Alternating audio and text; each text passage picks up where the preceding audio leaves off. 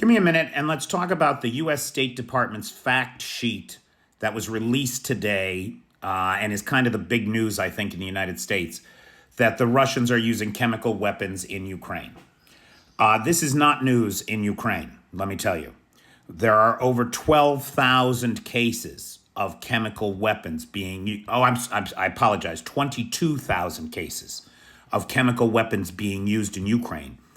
24 of them are related to the use of actual chemical weapons, what we think of when we think of chemical weapons, mustard gas from World War I, right? That's not what the U.S. State Department is accusing the Russians of. What they're saying is that the Russians are using tear gas, and they cite two kinds of tear gas, and they're using it to clear trenches. That's what they're doing.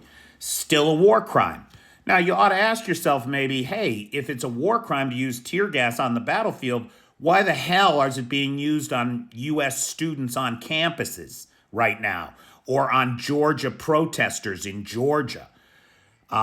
It's a nasty thing, boy.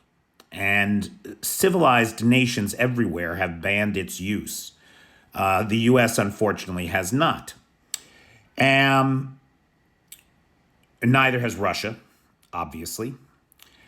And I want to point out to everybody, it's not like when Hussein gassed the Kurds.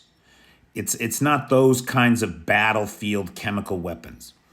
Instead, it's tear gas being dropped into trenches in order to drive the Ukrainians out of the trenches because they don't have gas masks. That's not a common thing that they have here.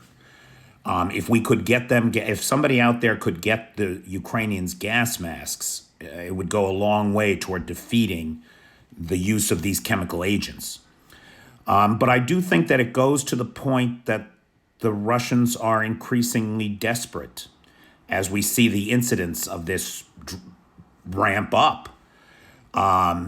They're dropping, instead of dropping munitions into trenches from their drones, they're dropping gas.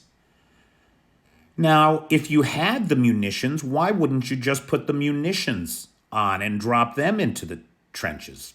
That's a question to ask yourself. So I don't think that it's as big a deal as the U.S. press is making of it because it's very common practice here. We've known about it for a long time here, and it just goes on. Is it a war crime? It's a war crime. It's just one more war crime that the Russians commit on a daily basis, while the world dithers and uses Ukraine as a political tool by people like Mike Johnson to secure their own power. I want to thank Arnie B., who is the sponsor of this video. Arnie joined the Patreon at the Dobrovicher level. And so every month I thank Arnie for his patronage and I give him a shout out in a video. You can get one too. Just join the Patreon. The link is in the bio. Thanks.